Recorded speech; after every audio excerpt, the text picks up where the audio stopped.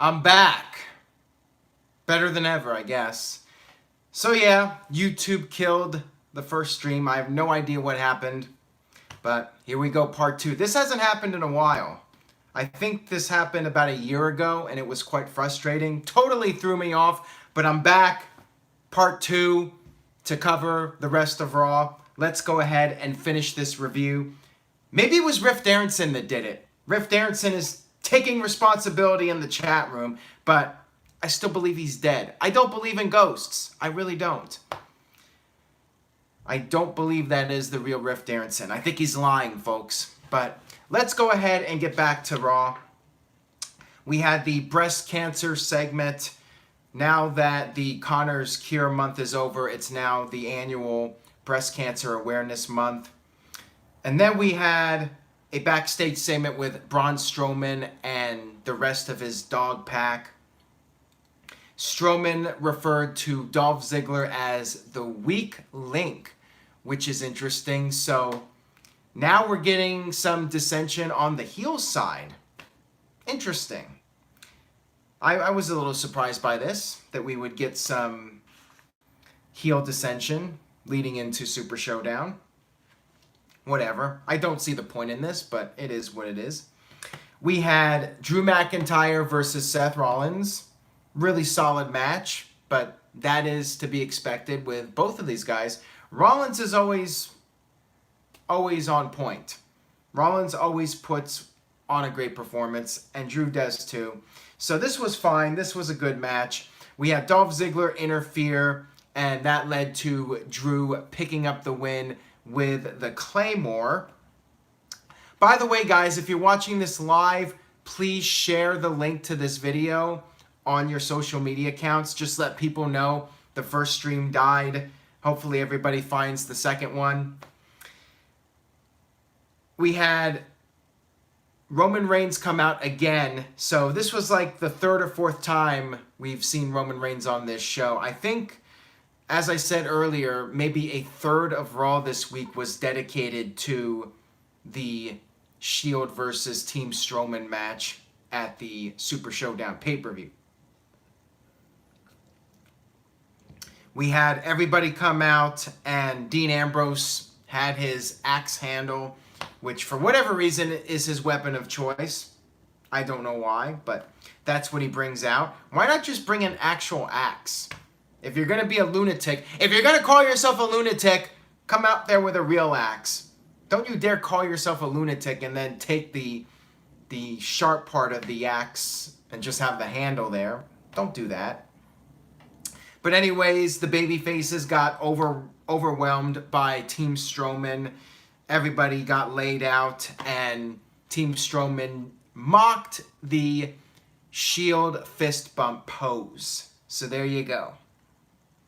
The heels getting the heat, at least in this segment, unlike the Riot Squad, Ronda Rousey and Bella Twins segment, the heels actually did get some heat leading into the pay-per-view. All right, moving on here. We had what I thought was one of the best parts of Raw. We had Elias and Kevin Owens do their in-ring segment. Elias, as usual, started taking shots at Seattle. And he talked about how Seattle having a basketball team doesn't make any sense. This led to some of the loudest heat I have ever heard in the history of Monday Night Raw. Since The Rock, I think. The Rock dissing Sacramento back in 2003, that Rock concert. But this was even more sustained. The crowd would not shut up. They just kept booing and booing. It was surreal.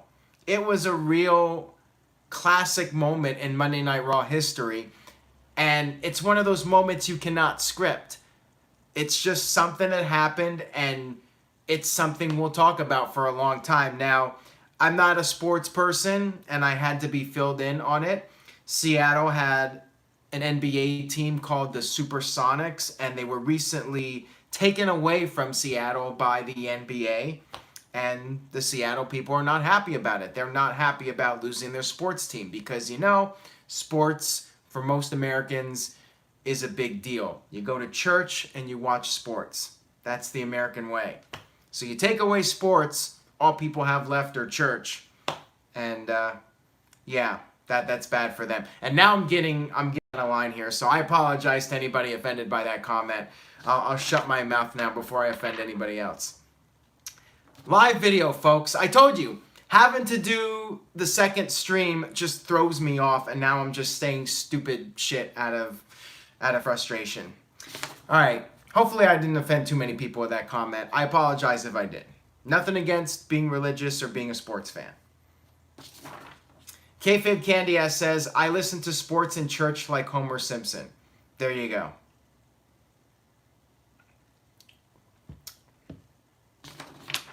All right, let's move on here.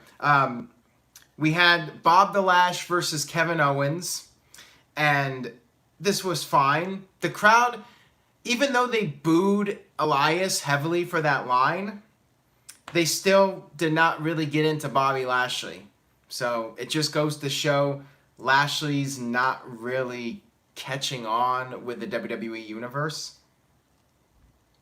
I am going to hell. I mean, I've been hellbound for a long time now, by the way. So we had, I should mention we did have Lio Rush come out, and Lio Rush did his little thing. Crowd started a Supersonics chant, by the way, which, you know, they would not let that go. It was something else, I have to say. I've never seen anything like that in 30-something years of watching wrestling. I mean, that was the most sustained booing I think I've ever seen. Maybe Vicky Guerrero got sustained booing like that, but man, it's been a long time. It was really a happening, as Gorilla Monsoon would say. That's definitely one of those segments that you need to check out if you haven't seen it. That was definitely one of the highlights of Raw. But anyways, back to the match here. We had Elias catching that little fly known as Lio Rush. He put him in the full Nelson. And when Lashley was distracted, you know you have to have him on Raw. You just have to have one. The fruit roll-up, and that led to Kevin Owens picking up the win over Bob the Lash to build up to this coming Saturday. Got it right this time. Saturday, not Sunday. Owens picked up the win with the fruit roll-up, and afterwards we had Elias and Kevin Owens beat the crap out of Bobby Lashley and Lio Rush. So there you go. 2 segments in a row where the heels actually got some heat. I don't hate anything, by the way, guys. Just throwing that out there. All right, next up, we had Bayley versus Alicia Fox. Not much to this. It was really just a segment to more or less hype up the upcoming Mixed Match Challenge. And by the way, so SmackDown is tomorrow night, Portland, Oregon. And I was on the fence about going, but then WWE announced, well, first of all, they're having a Jinder Mahal match, so I'm like, Definitely wasn't staying past SmackDown if I was going, but the final verdict, the final nail in the coffin, so to speak, for me not going to SmackDown Live was the big announcement, the big hook for this week's SmackDown Live. The New Day is going to teach everyone their pancakes recipe. That's right. That is the hook for SmackDown Live. You have got to be shitting me. Wow. I'm not going to SmackDown. I was thinking about it, but I'd rather stay home. I can do my live review at the normal time. I actually have to do predictions Tuesday night with everybody, so it was going to be a real challenge to get that done anyways. I'm just not going to SmackDown. Screw it. To hell with SmackDown. It might end up being a great show. I mean, SmackDown's usually a good show, but not interested. DJ Whitey with a $2 super chat donation. Do the hip roll like Big E if Dean turns new stip. What is the hip roll? I don't even know what that is. Oh, the gyrating. I'm not doing that. Dean's not turning anyways. I'll come up with something else if Dean Ambrose turns heel. Maybe I'll do a shirt or something. I don't know. I'll think of something. Dina, don't say that. You don't know me, so you can't say that. You can't lump me in a category. But we could talk about that on Twitter or whatever. If anybody had a problem with what I said on this video, you can message me on Twitter or Facebook, and I'll be glad to respond to you. You can say it publicly. I'll have a public debate if anybody has a problem with what I said. And I do apologize, by the way, again. Let's move on here. I really don't like getting off topic of wrestling. I like to stick to wrestling, but every now and then things go off the rails a little bit. And yeah, let's just move away from that. Let's talk about the main event segment, which was the Shawn Michaels promo. And I have to give WWE credit for actually announcing this for the main event segment. Because if it was early on the show, I mean, obviously there was a good reason for it closing the show. But if they did this early on the show and I was not obligated to watch Raw, I'd be tuning out. I mean, Shawn Michaels, for me, is the hook to stay up and sit through all of Raw as a fan. Mr. B2614 with a $10 super chat donation. Come on, Aaron, you know you will be up all night making some New Day pancakes. Depends on what the recipe is. I suppose if it's a really spectacular, easy recipe, then maybe I will make some New Day pancakes. I mean, apparently it's a family recipe that's been around for decades or some crap like that.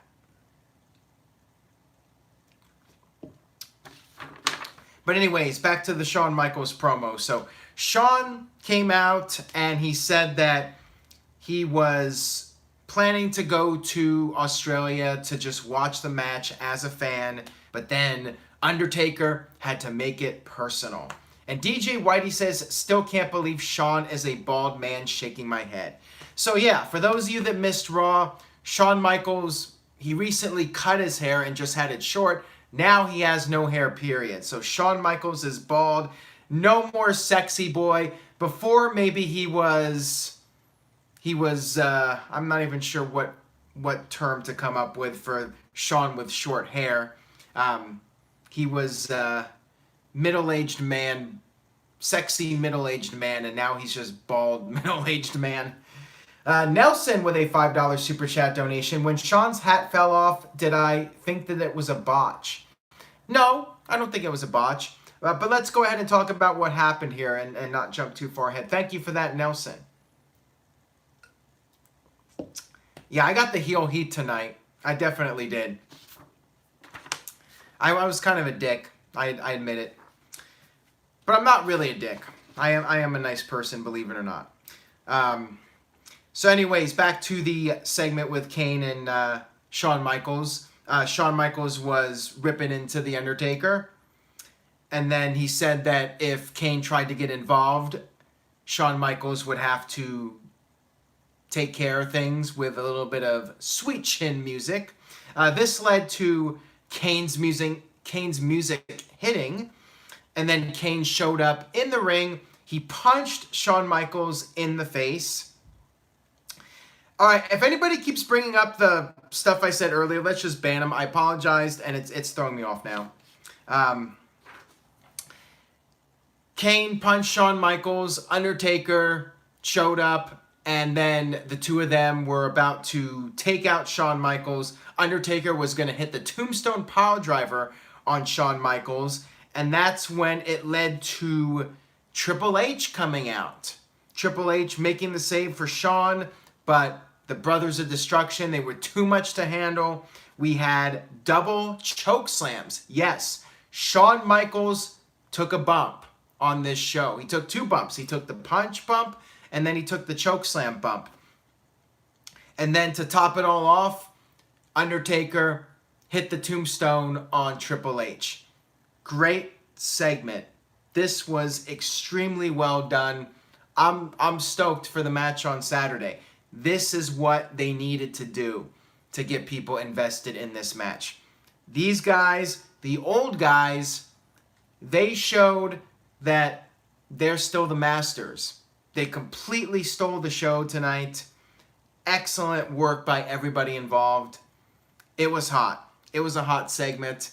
That and the Elias Seattle promo, those two segments made this show. I would definitely recommend checking those segments out. But not everybody agrees with me. John says it was a lame segment to me.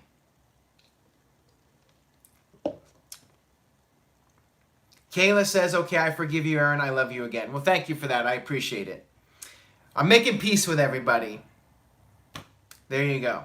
But yeah, so I did enjoy the main event segment. I know some people didn't like it, but I think, you know, everybody involved did what they needed to do to sell people on Saturday.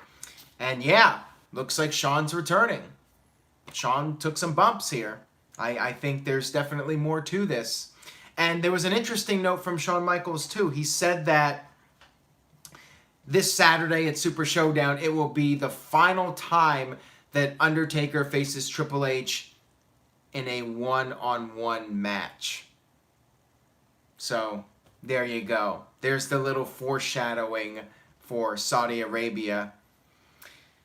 Overall, I wasn't blown away with Raw. I felt like there was a lot of filler. I felt like the Shield stuff really dragged. But it was a decent show. I thought the final segment was hot. And I did enjoy the Elias thing. Although that wasn't WWE writing creating that segment. That was just... I mean, Elias does this every week. He goes out there. He insults the city. He makes a sports reference to get heat. But this got, like, major heat. So it was a moment that you just cannot script. And I do enjoy those. So I give this show a C. It's an average Raw. And if it wasn't for the Elias thing and the main event segment being hot, this would have been a D show for me. So I am going to give it a C. Average show overall. Balances out. Some bad stuff. Some good stuff. Balance out. Average 3-hour Raw. C's not pretty low. I think it was an average show. It's just average to me. So there you go. That's my Raw review. I hope you guys enjoyed the video. I know I definitely triggered some people, but yeah, I can tend to be controversial at times. Sometimes, you know, Rift Aaronson's dead. I tried to tell you guys that. He's dead. He's buried. But sometimes the Rift Aaronson, he's deep inside of me somewhere. Probably the anus, but he's there, and sometimes he brings out the worst in me, and I get into a little bit of a heel mode. So, again, I apologize if I ever offend anybody on the live video. It's a live video, so sometimes I'm going to blurt something out that might offend somebody. I just don't want to be like the next scandal where everybody's hating on me for being an atheist or not watching football or not drinking alcohol. Or whatever it is. I'm a weird person. What else can I say? I'm not like normal people. As Scott Steiner would say, well, I'm not a genetic freak. I'm just not normal. Scott Steiner is a genetic freak, and he's not normal. I'm just not normal. But anyways, that will wrap it up for this edition of NoDQ Live. Fun video. Hopefully next time I won't have the technical issues that also throw me off, too. That's what really brings out Rift Aaronson, I have to say. When YouTube screws with my stream, Rift Aaronson has to come out and be a jerk. But that's enough for this. I'll wrap things up here. I believe I will be back at the normal time. I don't think I'm going to SmackDown.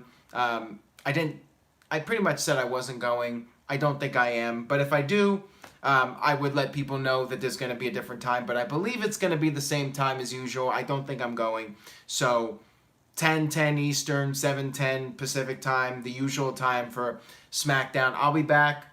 Tell a friend if you did enjoy the video and you're not turned off of me now. Tune in next time, and I'll talk to you guys later. Thanks for watching.